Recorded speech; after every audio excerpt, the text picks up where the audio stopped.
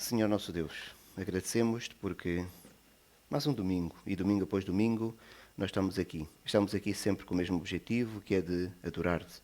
Agora, em particular, de estudar a tua palavra, e para que nós possamos compreendê-la bem, precisamos da tua santa orientação, e por isso te pedimos, Pai, que nos possas ajudar a nós podermos estudar o teu texto, a podermos aprender, sim, mas depois, Senhor, mais importante é sempre nós sabermos aplicar, e por isso que o estudo da tua palavra seja sempre feito neste sentido, de modo a nós aprendermos aquilo que tu nos queres ensinar, para nós podermos viver de acordo com a tua santa vontade, para sermos santos tal como tu. E por isso, então, Senhor, ajuda-nos a fazer sempre esta transferência do conhecimento para a ação, no nome de Cristo. Amém. Meus irmãos, para hoje, esta é a agenda que vos apresento. Nós vamos para o capítulo 2 do livro de Daniel. Começamos há 3 semanas, houve uma introdução ao livro, introdução ao contexto, e na semana passada, então, nós iniciamos o capítulo 1. E sobre o capítulo 1, aquilo que nós vimos é que Nabucodonosor, rei da Babilónia, invadiu Judá, percebemos porquê, e de Judá levou algumas pessoas, então, para a Babilónia. Chegando à Babilónia, estas pessoas, aquilo que o rei fez foi escolher um grupo seletivo de jovens e durante 3 anos deu uma formação a estes jovens para que eles se aculturassem com a cultura da Babilónia e depois, deste período de formação, eles pudessem assumir alguns cargos que, se fosse no mundo atual, diríamos na administração pública. Eram as pessoas que iriam servir o rei nas várias províncias do reino. Estamos a falar de um reino muito extenso. Então é isso que nós tivemos na semana passada, que era o período de formação. E durante este período de formação, o rei queria que aqueles jovens tivessem todas as condições para aprenderem muito bem. E para que os jovens tivessem todas as condições, aquilo que o rei queria oferecer era a melhor universidade. E por isso queria dar-lhes uma bolsa que incluía também a melhor alimentação. E na semana passada nós vimos que Daniel e mais 3 companheiros seus aceitaram, não tinham escolha, mas tinham um problema que era com a alimentação, porque a alimentação que os babilónios comiam não era a alimentação dos judeus e havia vários alimentos que eram considerados impuros. E para um judeu comer aquele alimento impuro significava estar a pecar contra o seu Deus.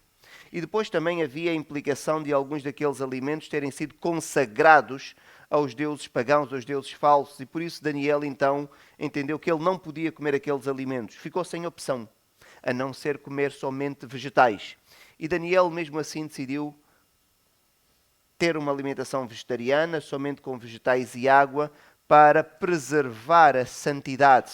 E nós estudamos a maneira como Deus abençoou então Daniel e os seus companheiros, que mesmo tanto com uma alimentação que, de acordo com o conhecimento da altura, era pior, não era tão saborosa, mas ainda assim Deus os abençoou tanto que eles sempre tiveram muito saudáveis e do ponto de vista daquilo que era o rendimento académico, eles claramente se destacaram e sabiam muito mais do que todas as outras pessoas que estiveram ali naquela formação ao longo de 3 anos.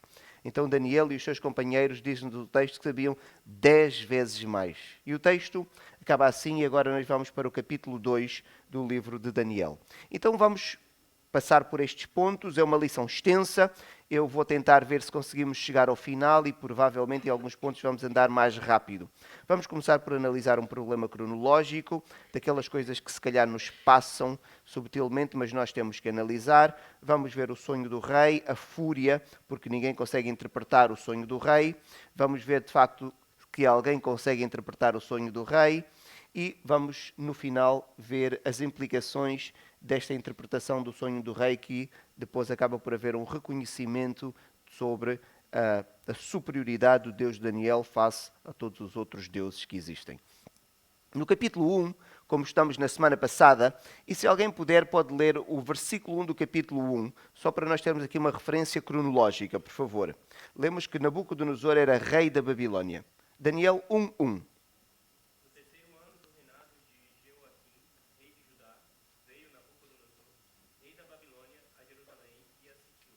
Então vamos tentar seguir aqui a lógica da cronologia, porque nós temos aqui um problema que ele deve ser identificado e vamos ter que encontrar uma explicação. Então, no 3º ano de Joaquim, essa informação não é importante para nós, adianto-vos já, mas Nabucodonosor invadiu Judá, sitiou Judá e a partir desta invasão ele depois acabou por fazer uma deportação. E levou uma série de jovens, incluindo Daniel. A viagem durava mais ou menos 4 meses, podia demorar um pouco mais, dependendo das condições, mas vamos colocar que era uma viagem de 4 meses, então demoraram 4 meses até chegar a Babilónia. Quando chegar a Babilónia, nós sabemos que Daniel e vários outros jovens também iniciaram um processo de formação e sabemos que este processo de formação durou 3 anos. Marcos, versículo 5, por favor. Determinou-lhes o rei a ração diária das finas iguarias da mesa real e do vinho que ele bebia, e que assim fossem mantidos por 3 anos, ao cabo das quais assistiram diante do rei. Ok. Então, se eu vos colocar esta pergunta, podemos não saber exatamente o tempo, mas depois da formação ter terminado, a formação que durou 3 anos, como Marcos leu, certo? A formação na qual Daniel estava incluído como aluno, a formação demorou 3 anos. Há quanto tempo reinava, no mínimo, Nabucodonosor? Não se esqueçam, 3 anos de formação, foi ele que deu a ordem, e mais o tempo da viagem, quando ele fez a deportação, que demora, vamos fazer aqui um número redondo, meio ano. Então, ele tinha que estar a reinar há quanto tempo? A 3 anos e meio. Só que nós temos um problema quando lemos o versículo 1 do capítulo 2. Porque no versículo 1 do capítulo 2, que já foi depois da formação de Daniel, então já tem que ter passado pelo menos 3 anos e meio, pelo menos, o que é que o texto nos diz? Nabucodonosor estava no seu 2º ano como rei. Não pode ser. Ele tinha que estar a mais de 3 anos e meio como rei. Mas será que isto é um problema? Às vezes nós somos tentados a dizer que é um problema do cronista, e às vezes há, ou que a Bíblia contém alguns erros. Mas na verdade nós vamos ter que encontrar aqui uma explicação, nem que seja para podermos defender que a Bíblia não tem erros, ou passamos a descobrir que a Bíblia tem erros. E aí deixamos de vir aqui. Não é? Então, no 2º ano do reinado de Nabucodonosor, teve este um sonho, o seu espírito se perturbou e passou-se-lhe o sono. O que nós sabemos, meus irmãos, é que a história é muito clara sobre isso. Quando se dá a primeira invasão de Judá, Nabucodonosor era general das forças de Nabopolassar, que era o seu pai. Só que quando o texto bíblico está a ser escrito, já isso aconteceu há muito tempo. Então, o que é feito? É uma prática normal que mesmo nós também fazemos. É utilizado o nome de rei como título, mas de forma profética, porque ele ainda não era rei.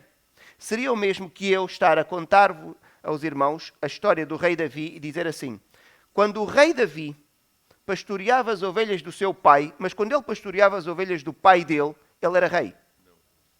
Mas eu falo, a contar a história, ainda que a partir de uma perspectiva futura, mas eu já estou no tempo mais avançado, mas eu falo como se fosse a utilizar para Davi, quando ele ainda não tinha o título de rei, porque eu já sei na história que Davi vai ser o quê? Vai ser rei. Então, para mim, historicamente, quando eu penso em Davi, quando os irmãos pensam em Davi, pensam sempre o rei Davi. Porque ele ocupou este cargo.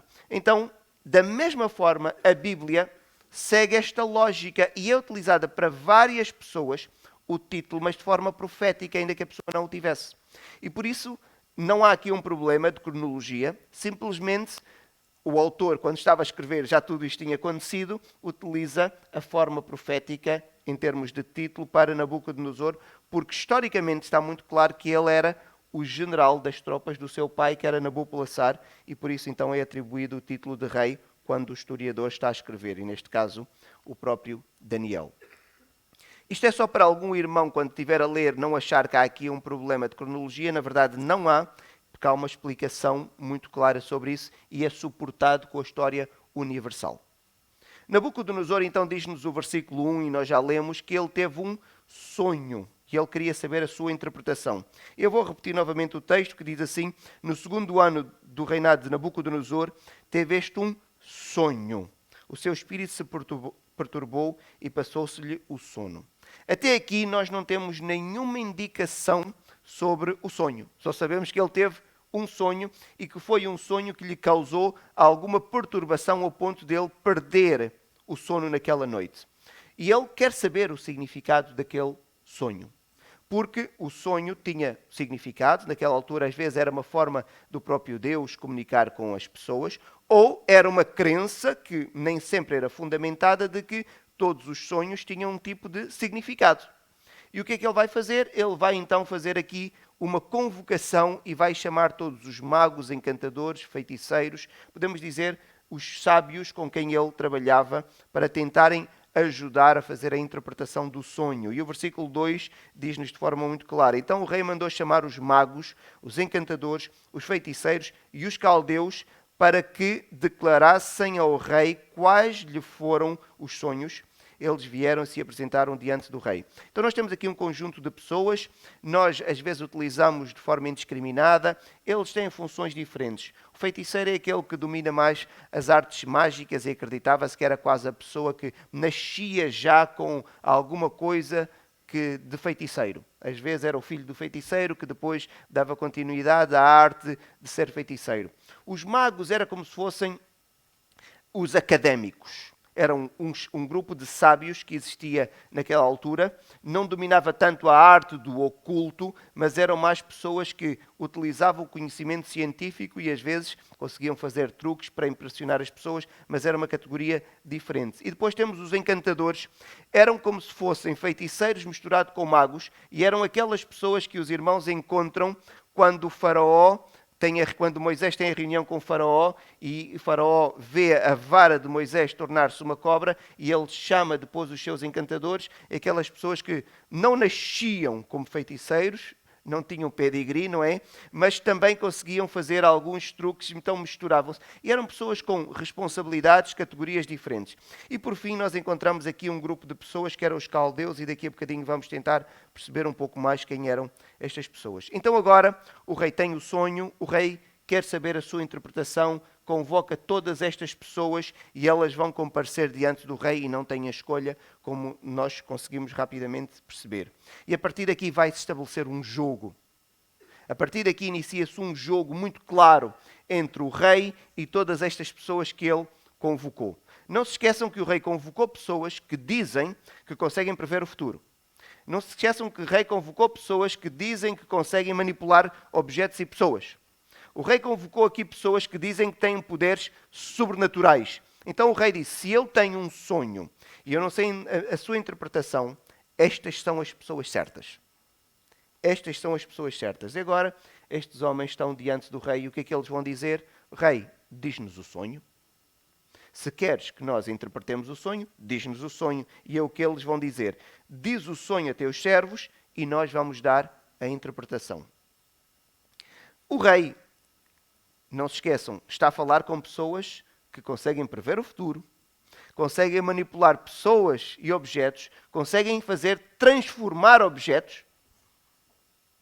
São pessoas que dominam a arte da magia, do sobrenatural. O rei diz logo como é que isto vai funcionar, deixa muito claro. E o rei diz assim, respondeu o rei e disse aos caldeus, se não me fizerdes saber o sonho e a sua interpretação, sereis despedaçados. O rei está a dizer, há duas possibilidades para esta situação. A primeira vai já ficar bem claro. Se vocês não me disserem qual é o sonho e a sua interpretação, vocês vão morrer. E tudo que vocês têm vai padecer. O rei deixou bem claro. Agora imaginem eles a pensarem nas esposas e nos filhos. Não é? Mas, porque o rei também é benevolente, diz, se me declarares o sonho e a sua interpretação, recebereis dádivas. Ok. Parece que não há meio termo. Ou eles vão sair dali muito ricos e muito bem agraciados pelo rei, ou morte. Não há meio termo. Então o rei deixa bem claro como é que as coisas vão funcionar. Só que não se esqueçam, eles estavam em condições para dar a interpretação. Mas o rei o que é que diz? Declarai-me o quê? O sonho e a interpretação. Depois os irmãos poderão continuar a ler, mas o que o rei vai fazer diz, não. Eu desta vez vou fazer diferente. Digam-me vocês o que é que eu sonhei. E eu não vou dizer a ninguém o sonho. Sou uma pessoa neste mundo que sabe o que eu sonhei, que sou eu. Digam-me vocês, primeiro, qual é o sonho, para eu poder acreditar na interpretação que vocês me vão dar. Porque se eu vos disser o sonho, vocês podem inventar uma interpretação. E é o que acontece na maior parte dos casos. Alguém diz o sonho a uma pessoa, vocês digam-me, eu consigo interpretar. Invento. E aqui o rei queria ter a certeza da interpretação, porque ele ficou muito perturbado. Então o rei disse, primeiro digam-me vocês o sonho para eu poder depois acreditar na interpretação. E eles vão insistir. Responderam a segunda vez e disseram, diga o rei o sonho a seus servos e lhe daremos a interpretação. E é aí que o rei diz, não, vocês querem ganhar tempo. Vocês é que me vão dizer qual é o sonho e vão me dizer qual é a interpretação. A sentença está declarada, não há meio termo. Ou vocês morrem, se não me satisfizerem aquilo que eu vos estou a pedir, ou vocês vão sair daqui agraciados por mim. Então, há aqui um reconhecimento interessante da parte daqueles homens. Diz assim, responderam os caldeus na presença do rei, não há mortal, ou seja, não há ninguém neste mundo, não há um ser humano, não é, que possa revelar o que o rei exige. Pois jamais houve rei, por grande e poderoso que tivesse sido, que exigisse semelhante coisa de algum mago, encantador ou caldeu. E esta parte aqui é extremamente importante para nós, para o resto do estudo. Então estamos aqui com uma cena que é o rei diante de todas estas pessoas e o rei a dizer, vocês dizem que dominam as artes do oculto, vocês sabem os pensamentos das pessoas, transformam objetos, fazem desaparecer coisas, vocês dizem que são todos, têm muito poder, então digam-me o que eu tenho na cabeça. E eles dizem, não, nós podemos ter este poder todo, mas isso nós não conseguimos, temos uma limitação. E eles vão mais longe, ele diz, nem nunca houve um rei sequer que pedisse isso. Porque sabe que é impossível. E isto aqui para nós é importante neste ponto da história. Aquilo que o rei queria era o que é para um homem? Impossível. Humanamente era impossível. Mas antes de avançar, eu tenho algumas questões. Questões para quem já leu o texto, se calhar vai conseguir responder melhor ou já conhece a história. Quem tinha sido convocado para poder dizer qual era o sonho, revelar e interpretar? Eram os magos, os encantadores, feiticeiros, e o texto diz, e os caldeus. Ok. Ao longo da conversa com o rei, quem tomou a iniciativa? Se vocês estiverem a ler o texto, vão ver que é sempre o mesmo grupo. Quem foi? Os caldeus. Então a pergunta agora é, qual é a diferença? Nós já vimos, mas queremos saber quem eram os caldeus. Então, os magos podemos ter uma ideia, mas os caldeus quem eram? Porque nós utilizamos este termo muitas vezes quando estamos a falar sobre este texto. Os caldeus eram o grupo étnico. Os caldeus eram um povo semita, vivia naquela região e a partir depois deste grupo de pessoas é que nasceu o Império da Babilónia. Então isto para nós aqui é importante porque o rei convida estas pessoas. Estas pessoas que foram ter com o rei eram pessoas de que províncias? De todas as províncias do Império. Então, por exemplo, estavam ali judeus ou não estavam no Império? Um judeu é um caldeu? Não, porque é de outra etnia. Então agora estão todos...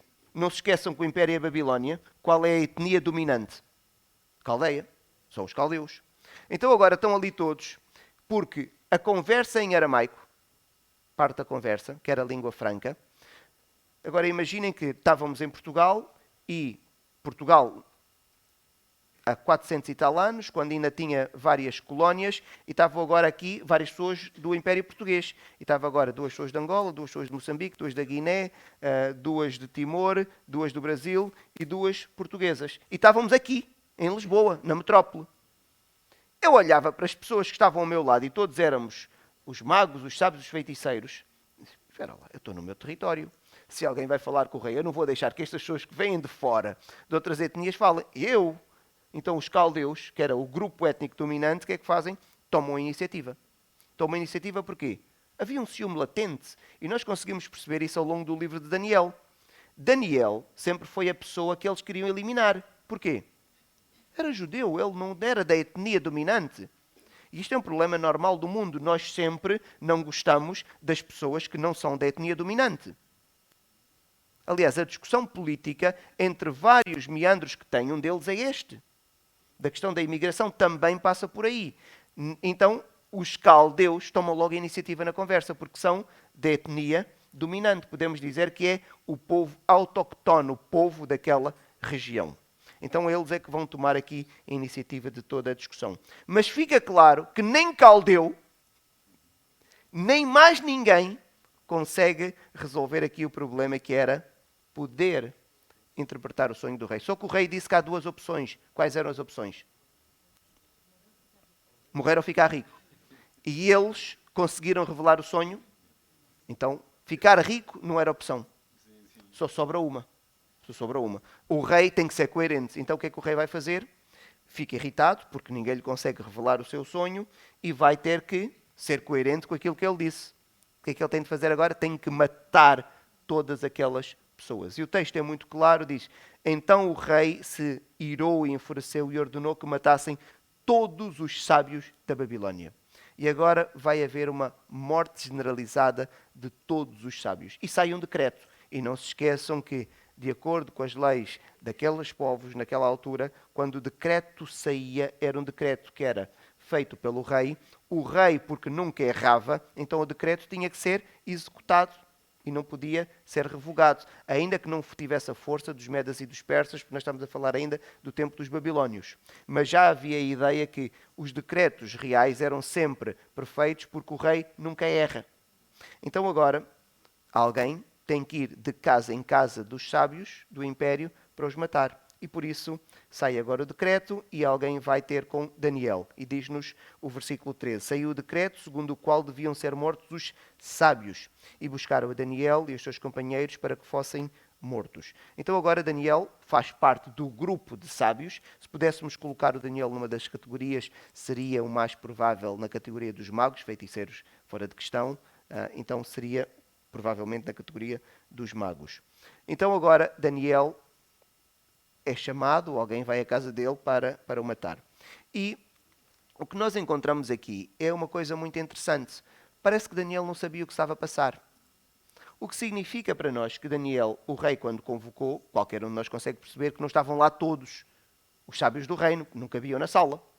Mas foi um grupo, se calhar o grupo que representava os sábios, e Daniel não estava lá. Então, ele não sabia. Isso dá-nos uma informação que muitos sábios, porque não sabiam, não havia telemóvel para eles comunicarem uns com os outros, nem receberem uma mensagem simultânea, dizer há um decreto que diz que vocês vão morrer. Isto ninguém sabia. O que dá-nos aqui uma indicação que é perturbadora. É, um grupo estava a falar com o rei, não resolveu o problema do rei. O rei dá um decreto. Os sábios estão a viver na sua casa e não sabem o que é que se passa. Então, o encarregado do rei chegava a casas e simplesmente matava a pessoa e ninguém sabia porquê. Ainda que ele explicasse, mas a pessoa morria logo a seguir, o vizinho não sabia porquê que aquilo tinha acontecido. Então estava a haver aqui uma matança generalizada. E o rei agora chega à casa de Daniel, tem que executar a sentença do rei, e diz assim: então Daniel falou avisada e prudentemente. E nós encontramos aqui sempre esta sensibilidade de Daniel na comunicação. Vai comunicar de forma avisada e prudentemente a Arioque, chefe da guarda do rei, que tinha saído para quê? Matar. Então ele, quando foi à casa de Daniel, não foi informar, ele foi matar. Ele foi matar. E disse a Arioque: por que é tão severo o mandato do rei? Então Arioque explicou o caso de Daniel, porque Daniel não sabia. Daniel não sabia. E ele agora iria ser executado. Daniel o que é que faz? Ele vai pedir e diz assim: foi Daniel ter com o rei, mas nós conseguimos perceber que ele não vai ter com o rei, não é? E lhe pediu designasse o tempo e ele revelaria ao rei a interpretação. O que ele vai fazer é dizer: olha, dá-me algum tempo e eu trago-te a interpretação. Uma coisa nós podemos saber já. Daniel sabia qual é a interpretação. Primeiro, sabia qual era o sonho e a sua interpretação? Não. Porque se ele soubesse, ele revelava já. Alguém vai para matar, ele não ia perder tempo. Então, ele não sabia. Ficou a saber o que é que se passava, mas ele não sabia qual era o sonho e a interpretação. E agora aqui nós entramos na parte que vai começar a mudar a história. Está diante de uma dificuldade, como esta, que é realizar o impossível. O que é que faz? O que é que faz? Diz? Orar. Foi exatamente o que Daniel fez. Agora vejam o que é que o texto diz. Versículos 17 e 18. Então Daniel foi para casa e fez saber o caso a Ananias, Misael e Azarias. Estamos a utilizar aqui os nomes hebraicos dos seus companheiros.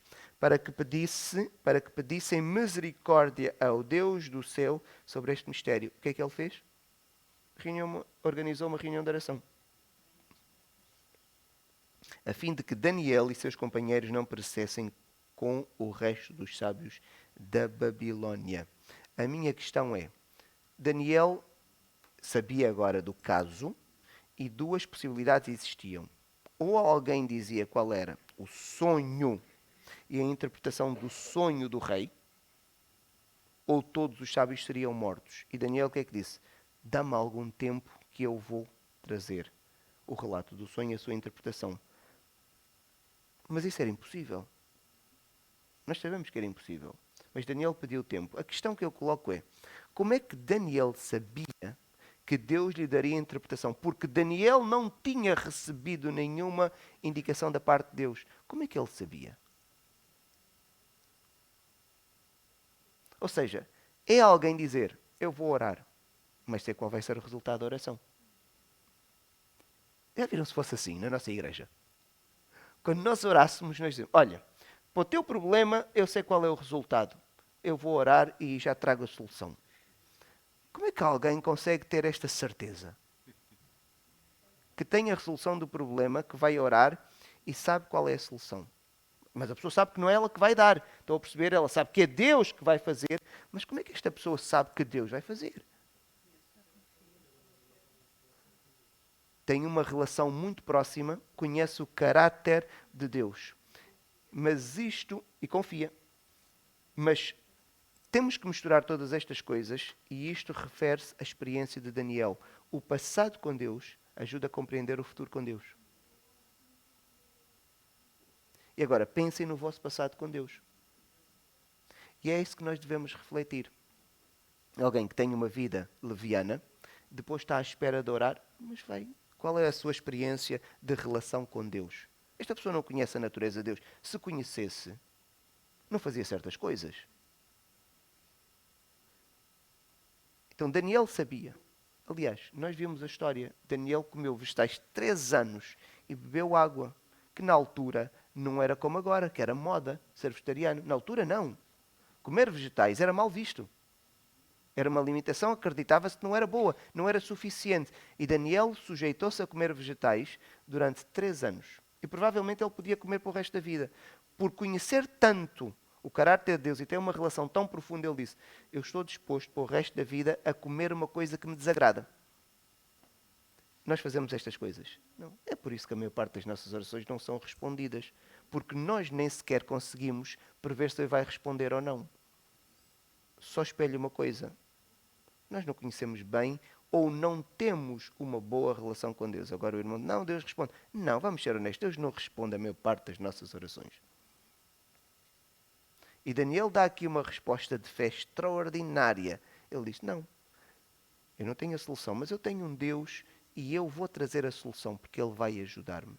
Isto demonstra uma relação com Deus que é mesmo difícil para nós compreendermos. E vemos todo o processo de comunicação. Daniel é sempre muito cordato, é sempre delicado na maneira como comunica.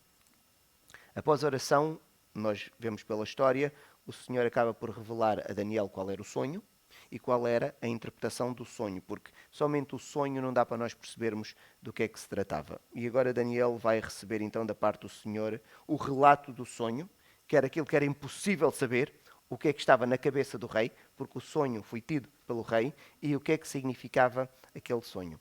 E é interessante...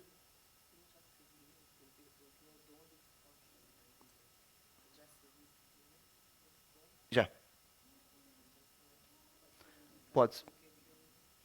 Mas o dom está ativo quando a relação com Deus... Sim, sim.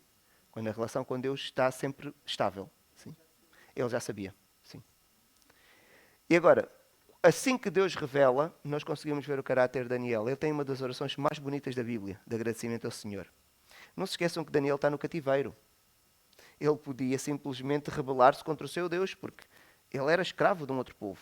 Ele foi levado para longe da sua terra. Ele não tinha templo para adorar. O templo foi destruído. E para um judeu, o templo era tudo. Mas Daniel longe, ainda assim ele, agora que recebe da parte do Senhor o relato do sonho e a sua interpretação, e os irmãos depois poderão ler em casa, do versículo 20 ao 23, a oração que Daniel tem de agradecimento ao Senhor. E agora Daniel já tem a informação e rapidamente é introduzido diante da presença do rei. E diz o texto no versículo 25, então Arioque depressa introduziu Daniel na presença do rei. Mas porquê que introduziu depressa? O rei estava lá à espera. Estavam pessoas a morrer, porque a matança já tinha começado. O texto, quando se lê no original, significa que a ordem já estava em execução. Então várias pessoas já estavam a morrer. Não é? Porque o decreto do rei já tinha saído. E agora Daniel é introduzido rapidamente na presença do rei e diz assim: achei um dentre os filhos dos cativos de Judá, um judeu, o qual revelará ao rei a interpretação. E agora Daniel é levado diante do rei e o rei mantém o jogo. E num tom desafiador, o rei vai dizer assim: podes tu fazer-me saber o que vi no sonho e a sua interpretação? Diz, então és tu que agora me vais dizer o que eu sonhei? Porque ninguém ainda conseguiu. Aliás, eu estou a matar pessoas. E o rei agora vai dizer a Daniel. E depois da resposta, depois da pergunta do rei, nós conseguimos perceber, nada mais vai ficar igual. Porquê? Ou Daniel diz que não consegue, e o rei fica mais enfurecido, porque foi enganado. Disseram-lhe que afinal havia alguém que conseguia dizer o que o rei queria, mas também não conseguia. Ou iria ficar claro uma coisa. Não se esqueçam, o que o rei pediu, lembram-se, era o quê? Impossível. O que significa que se alguém agora conseguisse chegar e dizer ao rei qual era o sonho e a interpretação, que eu agora vou dizer, mais importante era dizer o sonho, uma coisa ficava clara. Alguém fez o impossível.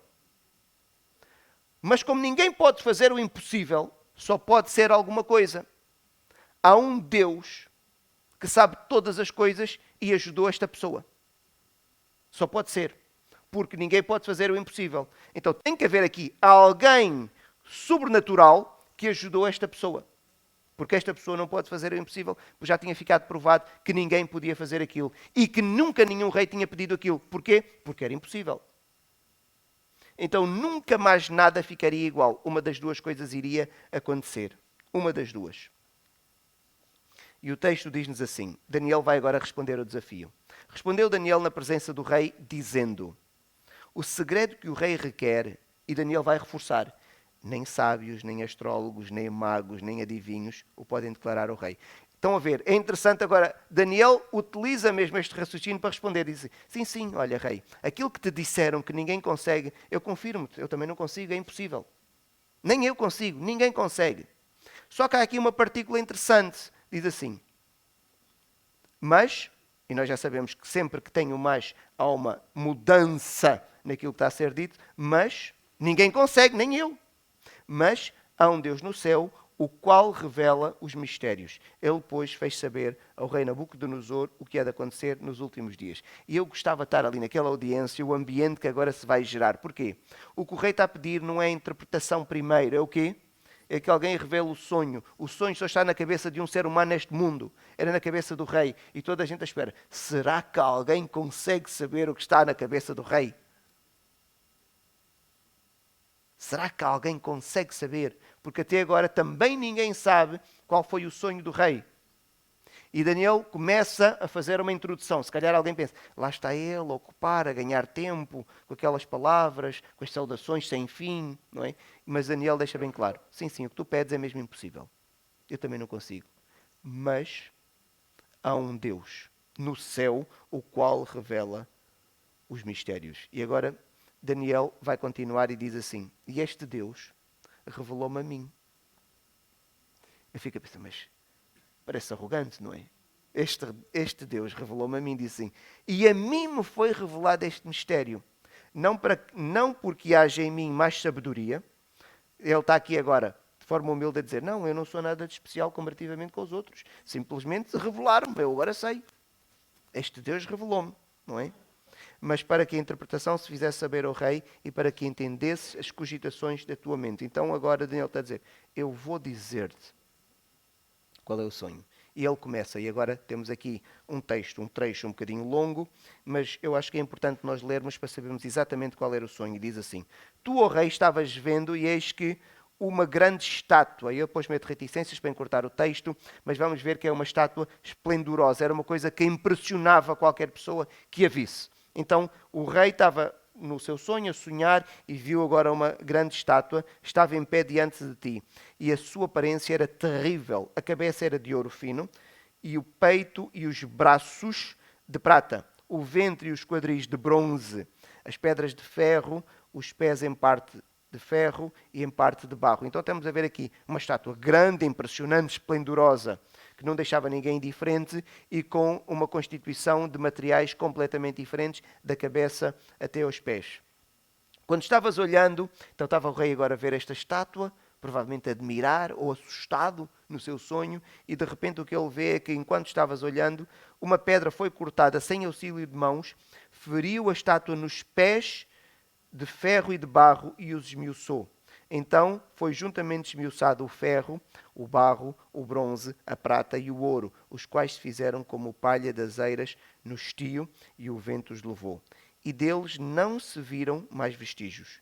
Mas a pedra que feriu a montanha se tornou uma grande, que feriu a estátua, se tornou uma grande montanha que encheu toda a terra. Então o que temos aqui é o rei vê esta estátua com vários materiais diferentes na sua constituição, e de repente há uma pedra que vem de uma montanha, uma pedra que é cortada, ninguém consegue saber porquê, porque não é com mão nenhuma, acerta nos pés da estátua, destrói os pés da estátua, a parte naturalmente de cima cai toda, e diz-nos o texto que esta parte acaba por ficar toda esmiuçada e depois é feito um pó, como se fosse a eira da palha, que qualquer vento consegue levar. Basicamente, toda aquela estátua desapareceu. Toda aquela estátua desapareceu. Este é o sonho. Ainda que Daniel não dissesse mais nada, a sua interpretação era impossível alguém poder saber isso, porque só estava na cabeça do rei. E Daniel diz: Isto foi o que tu sonhaste. Isto foi o que tu sonhaste, que Deus me revelou. Mas Daniel vai mais longe. E Daniel diz assim: E eu agora vou dizer qual é a tua interpretação. Eu vou dizer-te qual é a interpretação do sonho. O rei podia acreditar na interpretação do sonho.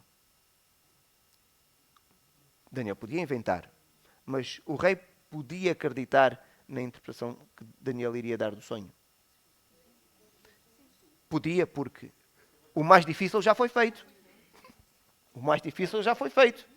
O impossível já foi feito. Agora, se um de vocês sonhou, diga-me o sonho. Eu digo-vos agora a interpretação. Eu digo-vos. Posso inventar. Mas então o impossível já foi feito. Agora é a parte muito mais fácil. O sonho do rei tinha a ver com o futuro. Mas nós não queríamos saber que era verdade. Não havia maneira.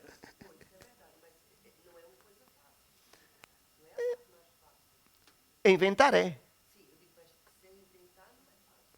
Não, sem inventar não é fácil. Era impossível. Mas aqueles magos, eles que disseram, diz o sonho, nós dizemos a interpretação.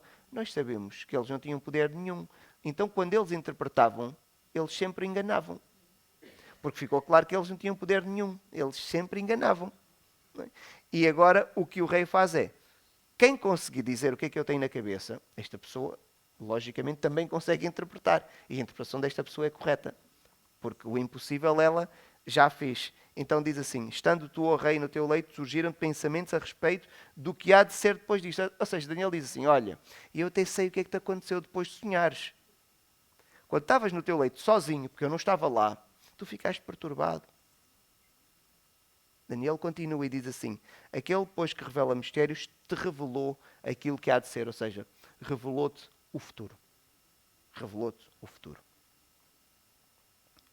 E agora, quando nós temos ali a estátua, a revelação começa a aparecer. E não se esqueçam, o sonho do rei tinha a ver com a estátua, que tinha várias partes constituídas por materiais diferentes. Depois veio a pedra, acertou nos pés, os pés estilhaçaram, tudo o resto colapsou e depois toda aquela estátua acabou por ser destruída. E o texto começa dizendo que a cabeça era de ouro. E a parte de ouro fica muito claro. E Daniel diz, a parte de ouro, agora Daniel começa a fazer a interpretação. Alguém pode ler o 37 e 38, vamos só ler estes dois e depois os outros nós vamos avançar, mas para ficar claro que reino se referia. Porque é importante, porque é um marco cronológico. O resto é o que vem a seguir. 37 e 38?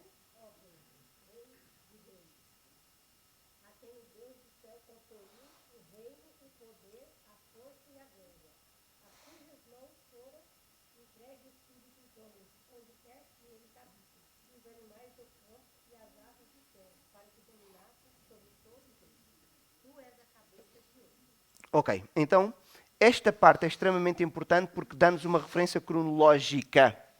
O que significa que o sonho do rei tinha a ver com o quê? Com o futuro.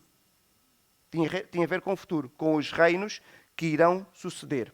Então nós temos que partir de uma referência cronológica. E Deus dá-nos aqui uma referência cronológica que diz, a cabeça, que reino é? Se era Nabucodonosor, era a Babilónia. Então, a partir daí, todos os outros reinos que surgirem, como é até o colapso dos pés, que há de representar também o reino, significa que é aquilo que vai acontecer no futuro. Então vamos continuar. Depois temos aqui a parte do peito e os braços, e se nós estivermos a ler, vamos perceber, através de um estudo, que representa os reinos que sucederam o reino babilónico. A Babilónia foi conquistada pela Média e Pérsia, que eles juntam-se e agora vão conquistar a Babilónia.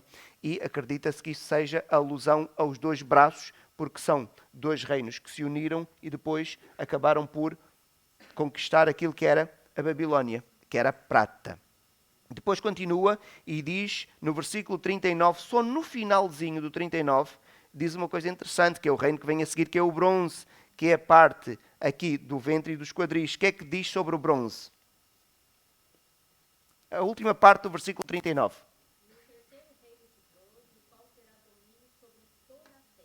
Ok. Quando nós vamos estudar a cultura universal, nós ficamos rapidamente a saber qual é este reino. Qual foi o grande rei muito jovem que conquistou tudo aquilo que encontrou pelo caminho, que foi desde a Europa, aquilo que nós conhecemos como a Macedónia, atualmente a Grécia, e vai até a Índia. Qual foi? Alexandre o Grande. Qual era o reino?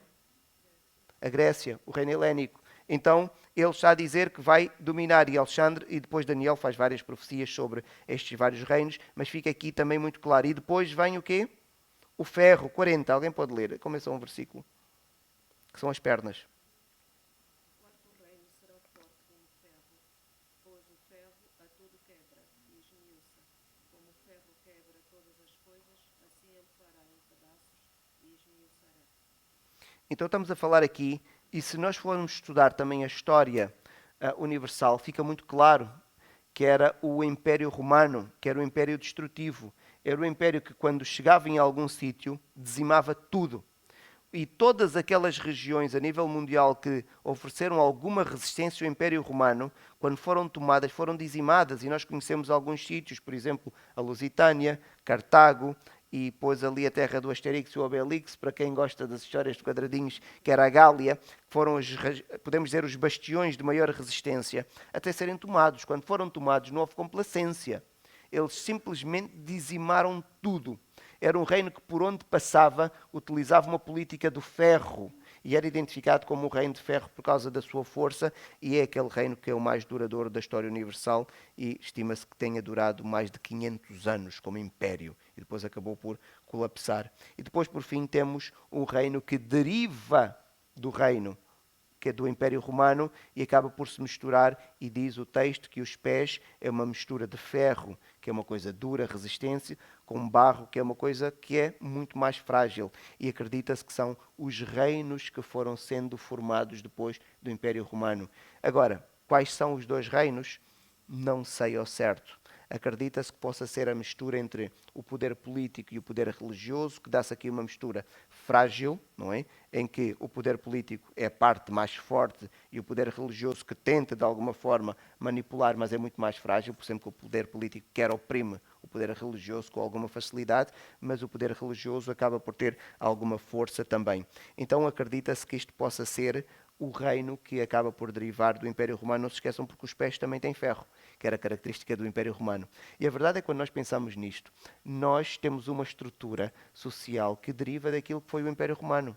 Por exemplo, a nossa base legal é romana. Então nós temos muito daquilo que é a herança do Império Romano em termos de organização social. Aliás, foi um império que durou mais de 500 anos e que, no caso da Europa, marcou fortemente. Agora os irmãos dizem, então e nas outras partes do mundo? O mundo ocidental controla tudo. Todos vestem como o mundo ocidental. Todos ouvem música ocidental. Então é uma influência muito grande daquilo que é o Império Romano por todo o mundo, a sua herança. E depois o texto continua e diz-nos o quê? Que no sonho esta estátua foi destruída por uma pedra. E esta pedra acabou por destruir os pés, que é a base, e todos os outros reinos acabaram por colapsar. É o que o texto nos diz.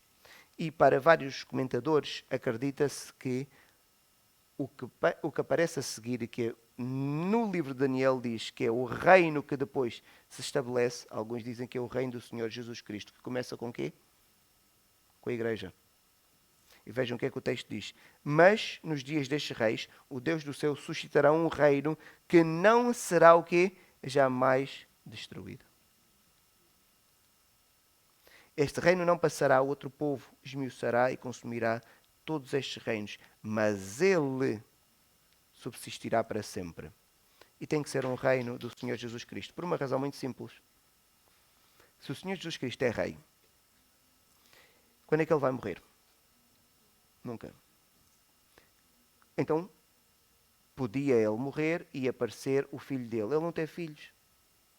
E o trono de Davi vai ser estabelecido para quanto tempo? E quem é que é o descendente direto do trono de Davi, na linha real? É o Senhor Jesus Cristo. Então, o reino do Senhor Jesus Cristo, que começa com a igreja, quando se afirmar, não terá fim.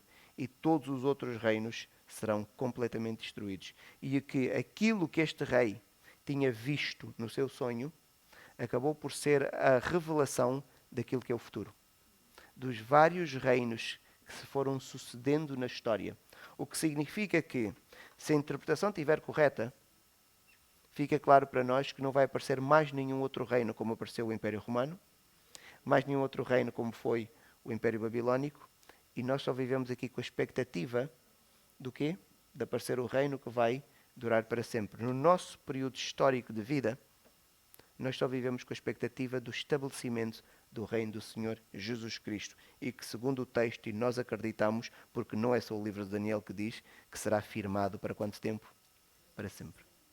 Que será firmado para sempre. Então agora, imaginem esta cena, e nós agora estamos já se calhar afastados daquela representação.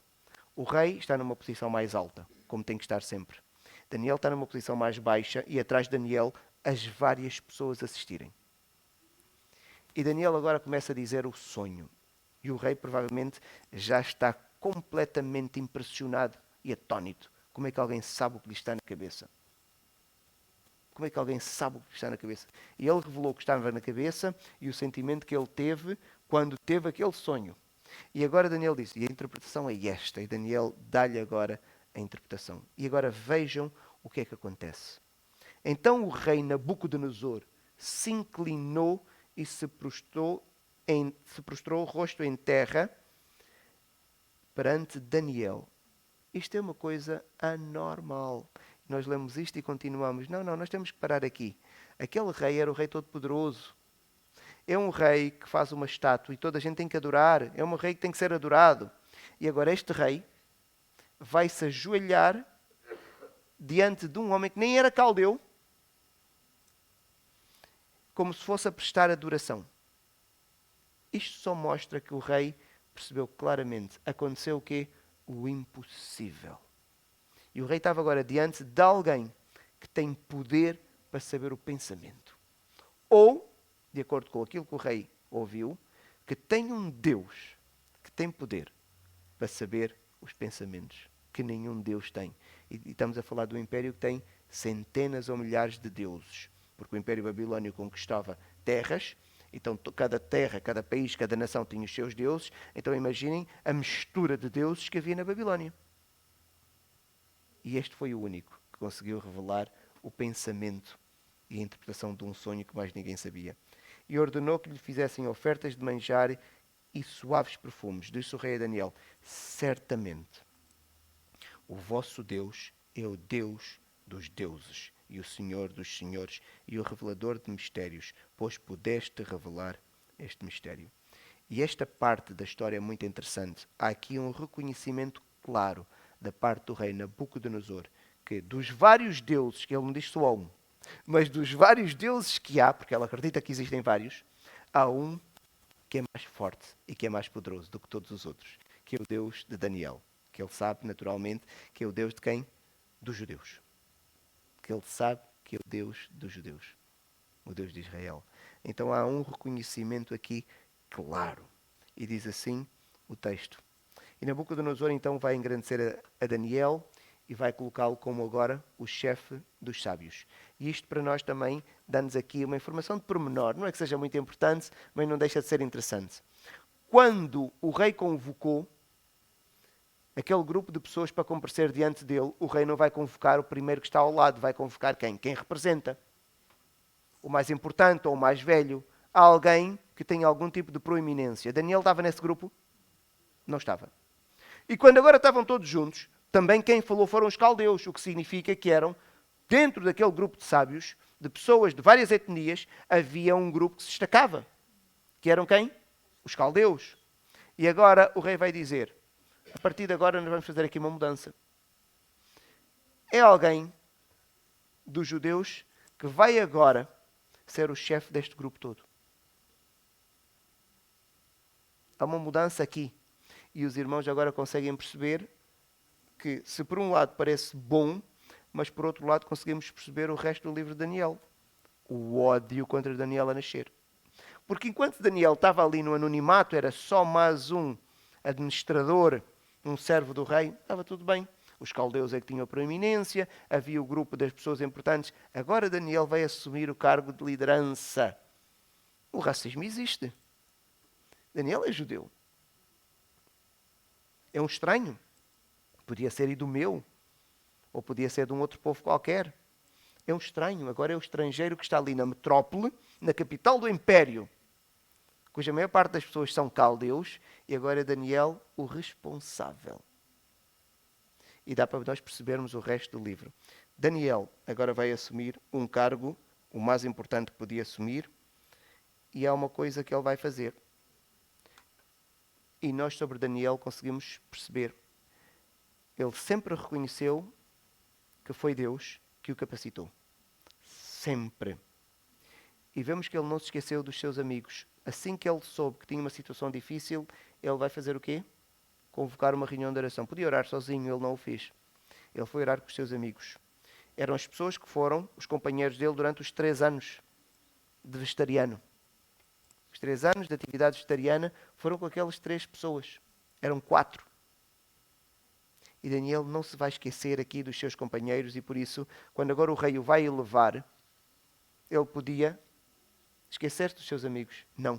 Ele leva os seus amigos atrás e diz, olha, há aqui mais 3 pessoas que eu gostava que também pudessem assumir algumas responsabilidades. São pessoas de confiança. E ele não se vai esquecer daquilo que os seus amigos fizeram. Alguma dúvida? Comentário? Não havendo, então, vamos terminar rapidamente com algumas questões. Que rei babilónico estava no poder quando Daniel foi deportado? Como? Não tem nome? Nabopolassar. Nabopolassar. Sim, sim. Qual era o nome babilónico dos companheiros de Daniel? Não? Sadraque, Mesaque e Abednego. Então agora tenta os nomes hebraicos? E Ananias. Okay. O que é que representava a cabeça da estátua de ouro? Que império? A Babilónia. E estava ali representado pelo próprio rei Nabucodonosor, não é? E o peito e os braços de prata? Que era o reino, a Média e a Pérsia, o reino Medo-Persa. E os irmãos vamos continuar a estudar o livro de Daniel e vamos ver que Daniel vai vivendo estas transições. Daniel começa no Império Babilónico e depois dá-se a queda da Babilónia, ele passa para o Império Medo-Persa. Vai havendo a sucessão de impérios durante o livro de Daniel. O que é que representava agora eu estou nos quadris, o ventre e os quadris, Grécia, o ferro. E acredita-se que os pés de barro e ferro são os reinos que vão derivar do Império Romano. E a minha pergunta agora, quem cortou a pedra do monte que destruiu a estátua? Quem cortou? Não. É uma coisa que eu gostava, eu fiz essa pergunta de propósito para nós aprendermos a fazer perguntas ao texto e darmos a resposta certa. O texto não diz que foi Deus. Mas o texto não disse. Não se sabe. Vamos dizer aquilo que é a resposta. Não se sabe. Ninguém cortou. É aquilo que o texto nos diz. Não foi cortado por mãos. Não se sabe. O texto não nos diz. É que o texto podia fazer uma nuance. O texto não faz. Não se sabe. Foi cortado por alguém. Que eu acredito que foi Deus. Mas o texto não nos diz. Mas o texto não nos diz. Qual será o último reino? Será um reino estabelecido para sempre, e nós sabemos que tem que ser o reino do Senhor Jesus Cristo, porque não vai morrer mais, e Ele veio para reinar, diz-nos as Sagradas Escrituras, se veio para reinar, então o reino dele, quando for estabelecido, na sua plenitude, nunca mais vai terminar. E é isso que o rei Nabucodonosor viu. E depois, para terminar, a que cargo foi levado? Daniel foi levado ao chefe dos sábios, então agora vai como se fosse ser ali o coordenador de todas aquelas pessoas que assistem diante do rei. Muito obrigado.